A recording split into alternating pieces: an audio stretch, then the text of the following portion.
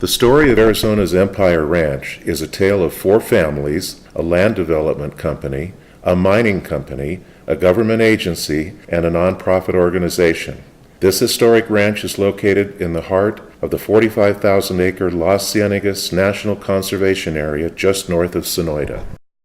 The first family came on the scene in November 1875. Envision 23-year-old Walter Lennox Vail in Tucson's Cosmopolitan Hotel, writing to his younger brother, Edward Ned Vail. Walter, originally from New Jersey, traveled to Tucson from California to explore the possibility of making his fortune by ranching in southern Arizona.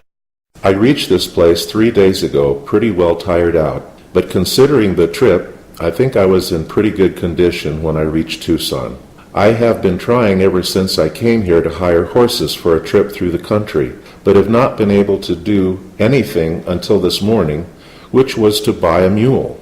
I was very much disappointed after I got here to find that it is impossible to buy any land. Unless you find a man who has been on his ground for 3 years, his title is of no account, and as the country is all new on account of the Indian trouble, such places are very hard to find. Walter was most favorably impressed by what he saw. I feel positive from all I hear that there is as fine grassland in this territory as there is in the world. I think myself that it is destined to be one of the richest states in the Union. It wasn't until the following year, 1876, that Walter was able to return to Arizona with sufficient funds and a partner, Englishman Herbert L. Hislop, to embark on his ranching venture. In August, they purchased for $2,000 a 160-acre homestead owned by Edward Fish and Simon Silverberg. Included in the purchase price was a 4-room, flat-topped adobe house. A central breezeway, or zaguan, bisected rooms of the house and led to an adjoining adobe wall corral. In October of 1876, John Harvey, another Englishman born in Bermuda, joined the partnership, contributing much-needed capital for additional land and stock. Thus the Vail, Hislop, and Harvey Company began, though it was most often referred to as the English Boys' Outfit. The homestead included a much-valued and critical component to ranching, dependable water from the Cienega Creek. Yet the partners knew that in order to succeed they must expand their stock and land holdings. Their first purchase was the neighboring ranch, which included a quarter section of land and a flock of sheep. In January of 1877, they purchased 733 cattle near Benson, Arizona, and disposed of the sheep. Later that year, Walter traveled to John Chisholm's ranch in New Mexico and purchased 40 Durham bulls. The first of the English boys to depart in 1878 was Herbert Hislop. He never adjusted to the rigors of frontier life and was worried about financial matters at home. In a letter to his sister, he expressed concerns about the lack of peace with his neighbors. Walter purchased Hislop's shares with money borrowed from his Aunt Anna Vail, and the corporate name was changed to the Vail and Harvey Company. In 1879, during a tour of the ranch's northern pastures, prospector and Empire Ranch cowhand John Dillon pointed out some likely silver-bearing formations in the Empire Mountains. Vail, Harvey, and Dillon registered a claim for the Total Wreck mine, which proved highly successful. Developed in partnership with Walter's uncle Nathan Vail, the Total Wreck mine began full operations in 1883 under the direction of Ned Vail. At its peak, the Total Wreck mining camp boasted over 50 residences and commercial establishments. Revenue from the mine, over $500,000 between 1881 and 1887, fueled the expansion of the ranch.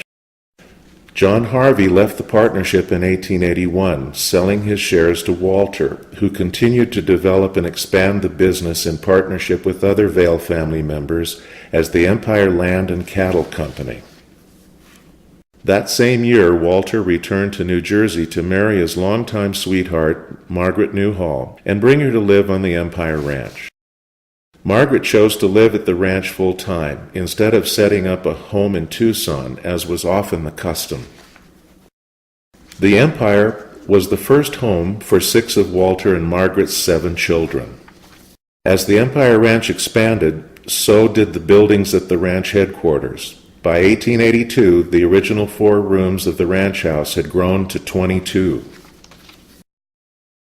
Rooms for offices and staff were added behind the original 4-room structure. A gabled-roofed Victorian addition became the family home, and outbuildings were constructed to support ranching operations. A little more than 10 years after starting the empire, Walter began to look for pastures in Southern California to ease overgrazing concerns. To fund this expansion, he took on a new partner, Carroll W. Gates.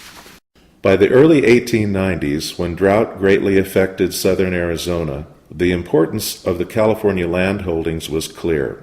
The Empire Ranch became a breeder operation that supplied the ranches in California. In 1896, the Vail family moved their home and business offices to Los Angeles. Management of the empire was initially left under the direction of his foreman, Haddon V. McFadden. Harry Hefner managed the Empire Ranch from 1902 to 1905. Ironically, after surviving the Apache Wars and the hardships of remote ranching life in southern Arizona, Walter Vail's life was cut short when he was killed by a streetcar in Los Angeles in 1906. Walter's 17-year-old son, William Banning Vail, was sent to Arizona to learn the business and eventually take over operations of the empire. Banning married a native Tucsonan, Laura Perry, in 1913, and they raised 3 children on the Empire Ranch. Laura, known as Dusty, William, known as Bill, and Tom. Banning and his family lived on the ranch until 1928, when our second family, the Boyces, came on the scene. The Empire Ranch was purchased by the Chiricahua Ranches Company, successor to the well-known Chiricahua Cattle Company. The 3 Boyce brothers, Henry, Charles, and Frank, were respected ranchers known for their promotion of the Hereford breed of cattle in the Southwest. Frank Boyce and his wife Mary moved to the Empire Ranch in 1929, while the other brothers managed nearby operations that the family had purchased at the same time. Frank and Mary became sole owners of the empire in 1951. Frank managed the empire for 28 years until his death in 1956. An engineer with degrees from Occidental College and MIT, he liked nothing better than building or repairing ranch equipment. He served as president of the Arizona Cattle Growers Association from 1935 to 1936 and was elected to the Cowboy Hall of Fame in 1958. Mary Boyce participated in all facets of ranch life, including roundups, sorting, and shipping. Mary was also an avid and talented gardener. The house was surrounded by a lush lawn bordered with flower beds of tulips, irises, and roses. Huge trees provided ample shade. During the Boyce period, rooms in the Victorian portion of the house were remodeled. Propane, and eventually natural gas, was piped into the house. A large electric walk-in refrigerator unit was installed, plumbing was upgraded, and cement stucco was applied to the exterior house walls. A swimming pool was installed south of the house and became the focal point for family gatherings and parties. During these years, the Boyces hosted numerous film stars, including John Wayne, as Hollywood romanticized the West in films such as Red River. Frank and Mary had 2 sons, Frank, known as Pancho, and Robert Grantham, known as Bob. As Pancho and Bob became adults and helped to manage the ranch, additional accommodations were required. A surplus house from the Army base at Fort Huachuca was purchased and installed west of the main house. Bob and his wife, Miriam, lived there and called it Bob's Casita. 2 of Bob and Miriam's 4 children were born during the time they lived on the empire.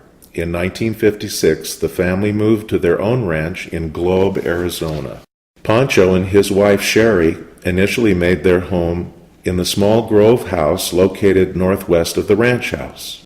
In the early 1950s, they moved to a newly constructed house on the hill north of the original ranch house.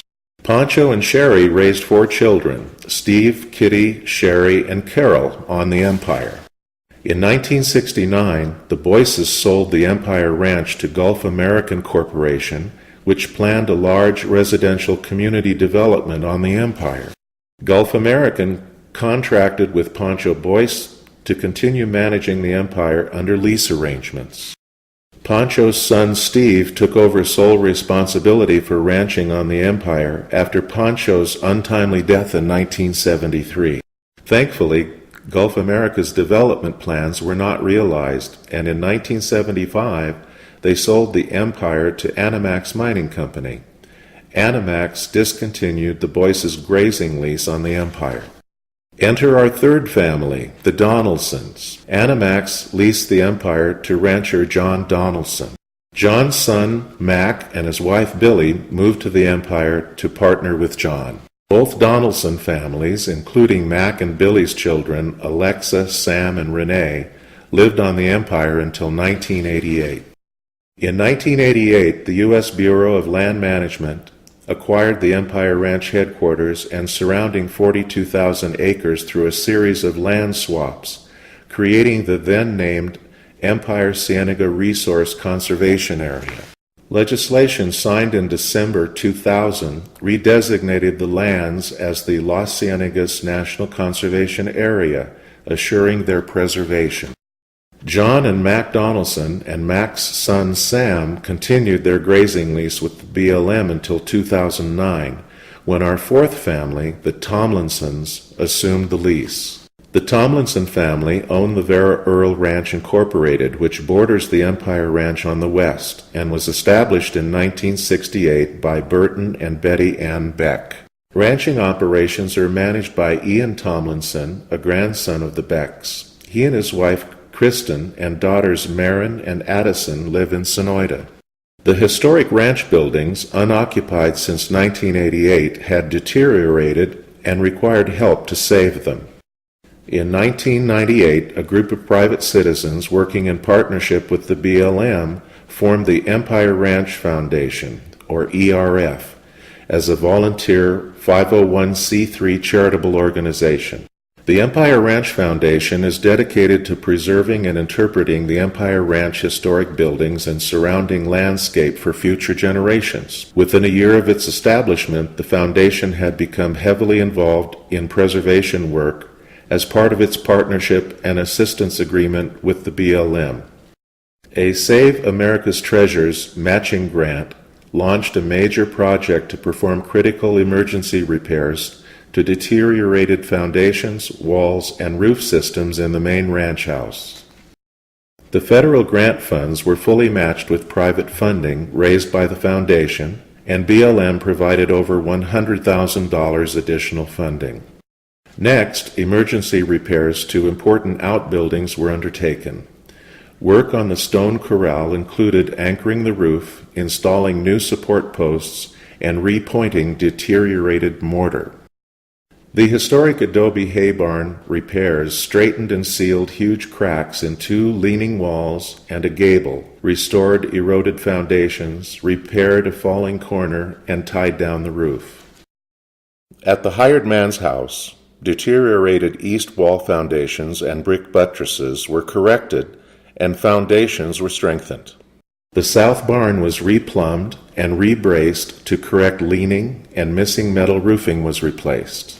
In 2007, attention returned to the ranch house, where the foundations of the west wall of the master bedroom and bath of the Victorian addition were repaired, and the lintel and gable were reinforced and anchored. Subsequently, old carpet, asbestos tile, and linoleum in the living, dining room, and kitchen were removed.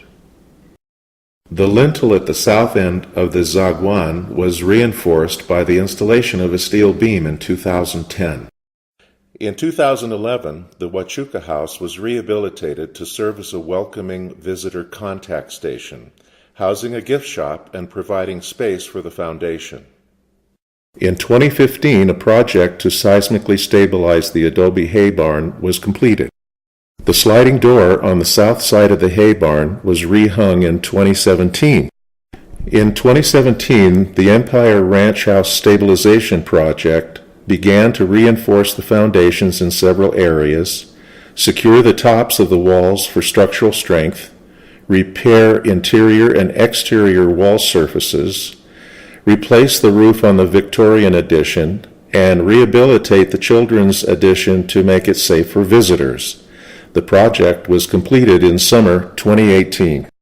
A corps of dedicated volunteers, with training and supervision from BLM staff, has devoted hundreds of hours to smaller preservation projects. Volunteer days are held the first Saturday of most months. BLM and the Foundation work together for cultural resources preservation and adaptive reuse and interpretation. Through this partnership, we have researched the history of the ranch, developed plans for its preservation and interpretation, and have driven the implementation of those plans through hands-on work, grant writing, and raising funds. All told, the Foundation has contributed over $500,000, and the BLM's Deferred Maintenance Program has contributed nearly $2.5 million for preservation work to restore the ranch house and the other 7 buildings at the headquarters. The Foundation's education program was launched in 2004, when 45 students and 4 teachers from a Tucson middle school traveled to the ranch for an intensive day of learning. Since that time, the annual Education Day has hosted hundreds of middle school students. The students have learned about ranching heritage through demonstrations from BLM staff and local ranchers and cowboys.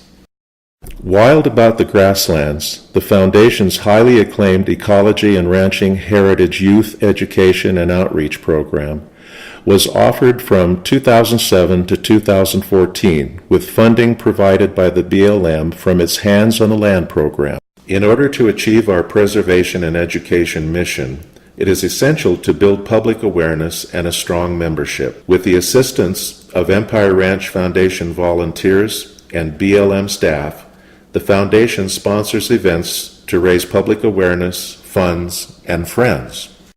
Our annual Cowboy Festival, typically held on the first Saturday of November, draws more than 2,000 visitors who come to the ranch to enjoy Western heritage demonstrations, arena and livestock exhibits, cowboy cooking, and Western entertainment. A spring trail ride provides an opportunity to experience the beauty of the Empire Ranch and Las Ciénegas National Conservation Area. Each summer, classic Western movies are celebrated and shown on the big screen at the Loft Cinema in Tucson. The event includes knowledgeable presentations by guest speakers, with audience participation invited. An active history, archives, and publications program is documenting and promulgating Empire Ranch history through interpretive exhibits in the ranch house.